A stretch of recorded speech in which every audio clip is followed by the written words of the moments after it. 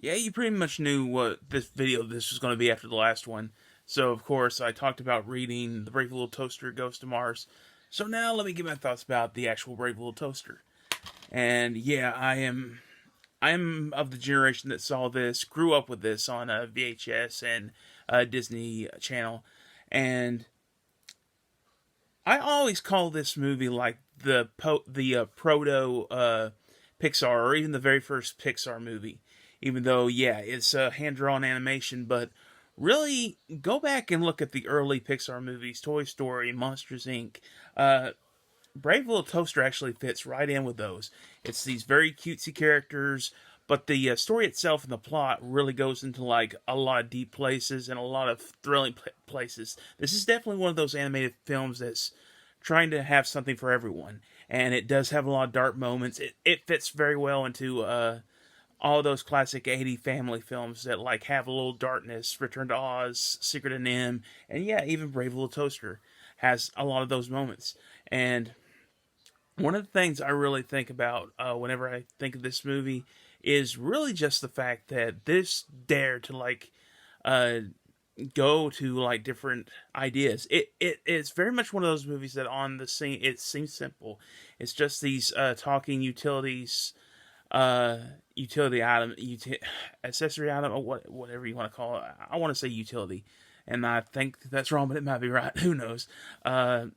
These characters, they're alone. They want their master back, and they decide we're going to go on a journey to find him, uh, find the one we lost. And something that I actually think of, and why this movie still relates to me in a lot of ways. It's one of those movies where like I wasn't like the biggest fan of it. I liked it, but it was like one of those movies where like I would just watch out of like a out of the set there was nothing on, and it was something I could go to easily. But it's also interesting that I actually never owned a copy of this until about 2 years ago. It was just always one of those movies that I always rented, and then when my family got cable, it was like one of the movies I always watched on there. And something I kind of find myself thinking about is like it's one of those movies, along with E.T. or Chasing Amy from Kevin Smith, that I always go back to and study, and it's just like one of those good movies that teaches you a lot about like how to make good stories. There are a lot, and I actually didn't realize this until like I saw a recent Nostalgia Critic episode on this. Uh, this movie really knows how to use silence and use a lot of still moments. Uh, that kind of like makes it feel a lot deeper than it could have been. And like I said before, there's like the great like almost horror movie aspects of it that just come out of nowhere, but they're just on the right edge, dark enough. They're not creepy enough where like they will totally frighten kids. Although like a lot of uh, millennials want to say like this scared everything out of me. This was my nightmare growing up. But it very much plays on that like great kind of drama about it, and it's great comedy. The songs are so good, so good. Uh, in fact, like I just talking about Toy Story a minute ago. I when I watched Toy Story 3 and saw like the whole ending at the junkyard, I literally said they literally just ripped off Brave Little Toaster with this whole climax. The only thing is, Brave Little Toaster I don't think had the Hellfire in it, and it's really one of those movies where like I find I have different opinions about it the older I get. Like some like the horror movie aspects I did like as a kid. I liked like a lot of the impactful moments.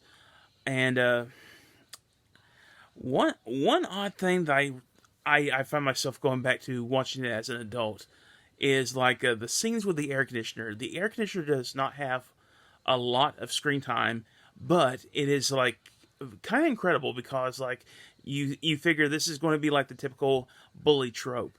He does like the he's on like that, and kind of like a Jack Nicholson kind of swagger to him, voiced by the late great Phil Hartman. And something that I actually found watching this fairly recently is there's so much said about him in just a few moments. While yeah, he does come off as the bully and stuff like that, then he literally has what is pretty much an emotional breakdown, even kind of quote unquote suicidal, if you kind of want to play on that angle where like the toaster and says something that really gets to him and just pretty much says like, you think you're better than I am. He starts screaming, and then you realize this guy's a bully just because he was excluded. He could not play with the little master like these other things could. He, at one point, it looks like he's on the verge of tears and just screams, I can't help it if the kid was too short to reach my dials. And I love that aspect, because you immediately know why he's a bully, why he is like this way. Is because he feels inadequate. He feels like a failure because he could not connect to this kid like so many others. And then you go near to the end of the film where the kid returns as like an adult and actually fixes him. There's no words and there's no dialogue, but he tests out the air conditioner after he fixes it. The air conditioner is like stunned, kind of so like, how am I still alive? Kind of like, how am I still functioning? And then he sees him, and then there's just like this awestruck, and then all of a sudden on the verge of tears, and then you cut away. It's kind of like, holy cow, there was like a whole redemption arc just in like that little bit of a moment. And that's actually what I think this film does not get a lot of credit for. And sadly, it was one of those films that was made apart from Disney, and then Disney required it, and then really did nothing with it. They just took it to a couple of film festivals and only showed it in a few theaters. It's pretty much like an indie run, even though it was Disney. It was a Disney distribution, so most discovered it on VHS, where I think it had its biggest impact and stuff like that. And I also have like another kind of story or kind of a tribute that I want to go along with this. So we're just going to call this part 1, and I will see you in the next part. And I'll continue with this talk. Thank you.